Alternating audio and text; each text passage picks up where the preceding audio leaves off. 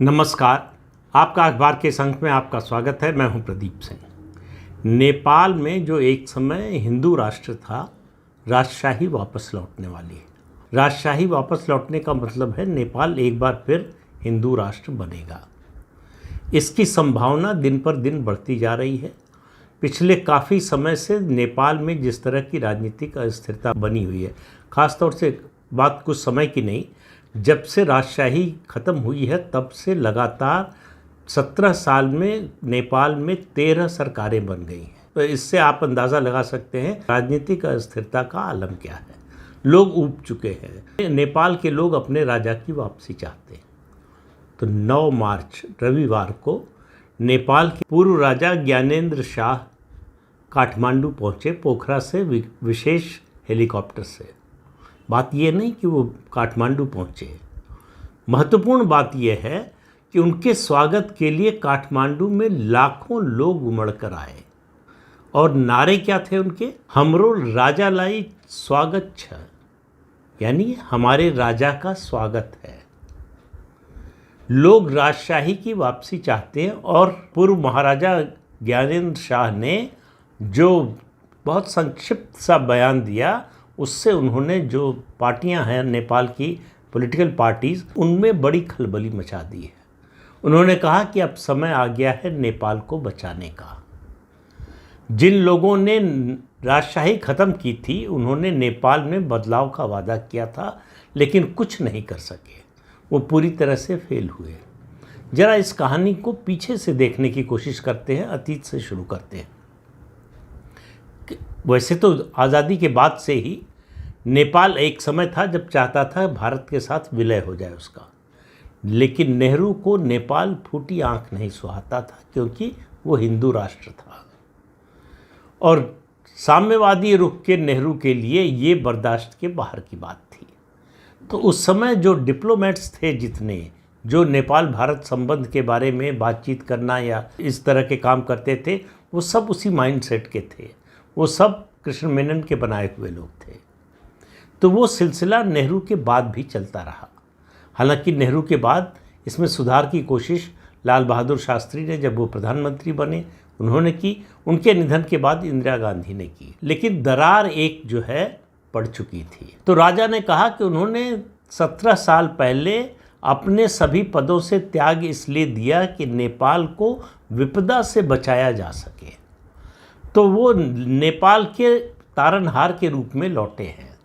और ये भी बता दें कि नेपाल और भारत के लोग ऐसा मानते हैं कि नेपाल नरेश भगवान विष्णु के अवतार है। नेपाल में नाथ संप्रदाय का बहुत प्रभाव है और योगी आदित्यनाथ उसी संप्रदाय के पीठाधीश्वर हैं। इसलिए राजा के स्वागत में जो लोग आए थे, उनमें से बहुत से लोगों के हाथ में योगी आदित्यनाथ के चित्र का प्लेकार्ड भी था। लेकिन ये अलग कहानी है। तो राजा ने अपील की कि नेपाल को बचाने का समय आ गया है और सभी नेपाली साथ दें हमारा। लेकिन केपी शर्मा ओली, उन्होंने कहा कि राजा किस लिए आए हैं? वो नेपाल में राजनीतिक अस्थिरता पैदा करना चाहते हैं। देखिए, ये जो पूरा खेल हुआ राजशाही को ख़त्म करने का, ये कम्युनिस्टों का एजेंडा था, जिसमें उस समय की मनमोहन और सोनिया गांधी की सरकार की बड़ी भूमिका थी। बड़ी भूमिका क्यों थी? उसका एक कारण है, ऐतिहासिक कारण है। 1988 में राजीव गांधी दूसरी बार नेपाल गए। उससे पहले 1987 में वो सार्क सम्मेलन में गए थे। 1988 में दोबारा गए और वो जब दोबारा गए तो पशुपतिनाथ मंदिर में दर्शन करने जाना चाहते थे। उनके साथ सोनिया गांधी भी थी। नेपाल नरेश के यहाँ से कहलवाया गया भारतीय डिप्लोमेट्स को कि राजीव गांधी का स्वागत है, लेकिन सोनिया गांधी चूँकि हिंदू नहीं है, इसलिए मंदिर में प्रवेश नहीं कर सकती। राजीव गांधी ने उस समय के नेपाल नरेश राजा वीर विक्रम बहादुर शाह, उनसे अनुरोध किया कि वो दखल दें और सोनिया गांधी को भी उनके साथ मंदिर में प्रवेश की अनुमति दिलाएं। राजा ने कहा कि ये मंदिर की परंपरा है कि कोई गैर हिंदू उसमें प्रवेश नहीं कर सकता, इसलिए वो कोई मदद नहीं कर सकते। इस बात का बदला राजीव गांधी ने लिया पहले, फिर सोनिया गांधी ने। राजीव गांधी को लगा कि उनकी पत्नी का अपमान हुआ है, सोनिया गांधी को जाहिर है लगना ही था कि उनका अपमान हुआ है। वो हिंदू परंपरा से उनको कोई मतलब नहीं था, उसके सम्मान की कोई भावना नहीं थी, अपने निजी ईगो का मामला बन गया। तो राजीव गांधी लौट कर आए तो उस समय जो है भारत और नेपाल के बीच में जो व्यापार संधि थी, वो संधि का कार्यकाल खत्म हो चुका था, समय खत्म हो चुका था।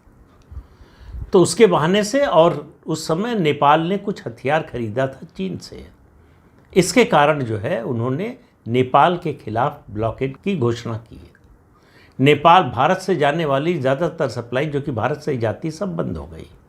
नेपाल की आर्थिक स्थिति खराब हो गई, वहाँ महंगाई बेतहाशा बढ़ गई और नेपाल में जो है त्राही त्राही होने लगी। और राजीव गांधी और सोनिया गांधी ने तय किया था कि बदला लेना है नेपाल नरेश से। तो माओवादी जितने थे, माओवादी आंदोलन चल रहा था नेपाल में, उन सारे माओवादियों को भारत में शरण मिल रही थी।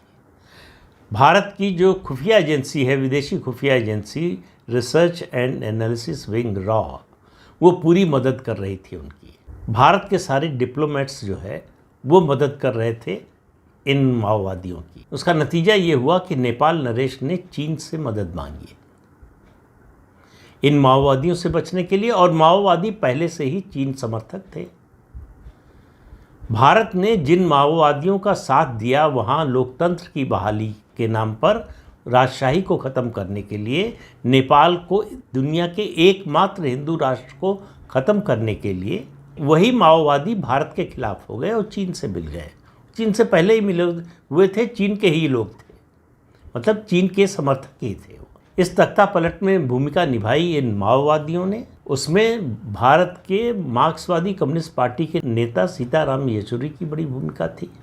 उसके अलावा सोनिया गांधी, जो भूली नहीं थी, बदला लेना चाहती थी नेपाल से, इन सब ने मिलकर नेपाल में लोकतंत्र की बहाली के नाम पर राजशाही को ख़त्म किया और राजा को पद से हटा दिया। तब से नेपाल में राजशाही नहीं है। अब लोग राजशाही को वापस चाहते हैं। उन्होंने 17 साल में देख लिया कि लोकतंत्र से उनको क्या मिला। लेकिन जिस तरह से ब्लॉकेट की घोषणा राजीव गांधी ने की, उसके बाद नेपाल के लोगों का जो हाल हुआ, नेपाल के लोगों के मन में संदेह पैदा हो गया भारत के प्रति, जो है कि ये हमारे इंटरनल मामलों में दखल देते हैं और ये दादागिरी करते हैं। इन दो कारणों से नेपाल और भारत के आम लोगों के संबंध भी बिगड़ गए। एक अविश्वास का वातावरण बन गया और बदले में भारत को कुछ हासिल नहीं हुआ। दुनिया का एकमात्र हिंदू राष्ट्र चला गया, नेपाल से राजशाही चली गई, माओवादियों का शासन आया और वो माओवादी भारत का समर्थन करने की बजाय चीन समर्थक हो गए। नेपाल धीरे धीरे चीन की ओर ड्रिफ्ट करने लगा। ये कहानी है पिछले 17 साल की। वैसे मैंने शायद आपको पहले एक बार बताया था कि इसमें भूमिका भारतीय जनता पार्टी के एक नेता की भी थी। उस समय अटल बिहारी वाजपेयी विपक्ष के नेता थे। उन्होंने इस नेता को काठमांडू भेजा था पता करने के लिए, और उस नेता ने लौटकर ये रिपोर्ट दी थी कि राजा जो है नेपाल नरेश चीन से मिले हुए हैं। इसी को आधार बनाकर अटल बिहारी वाजपेयी ने और भाजपा ने भी समर्थन किया नेपाल में राजशाही को खत्म करने का। कांग्रेस के प्रस्ताव का, कांग्रेस की कोशिश का समर्थन किया। उसका नतीजा बिगड़े हुए भारत नेपाल संबंध के रूप में सामने आया और नेपाल की बदहाली और नेपाल के चीन के करीब जाने के रूप में सामने आया। तो नेपाल नरेश अलग अलग मंदिरों में पूजा करने के बाद काठमांडू लौटे हैं, और काठमांडू में उनका जिस तरह का स्वागत हुआ है, उसके बाद ये कहा जा सकता है कि अब राजशाही को लौटने से रोकना किसी के लिए भी कठिन होगा। और राजशाही के लौटने का मतलब है नेपाल फिर से हिंदू राष्ट्र बनेगा। इस समय भारत में जो सरकार है, ये बात उसके अनुकूल है। भारत की इसमें मदद होगी, इसमें कोई शक नहीं होना चाहिए। नेपाल नरेश का इस तरह से बोलना, लौट कर आना काठमांडू, ये भारत की सहमति के बिना नहीं हो सकता, क्योंकि भारत को समझ में आ रहा था, भारत सरकार को समझ में आ रहा था, प्रधानमंत्री नरेंद्र मोदी की सरकार को समझ में आ रहा था कि अगर ये माओवादियों का राज बना रहा, ये लोकतंत्र के नाम पर जो चीन समर्थक खेल चल रहा है, ये चलता रहा, तो नेपाल धीरे धीरे पूरी तरह से चीन की जकड़ में आ जाएगा। उस तरफ जाने से नेपाल को रोकने का एक ही तरीका है, राजशाही की वापसी। और सबसे अच्छी बात यह है कि नेपाल के लोग भी ऐसा चाहते हैं।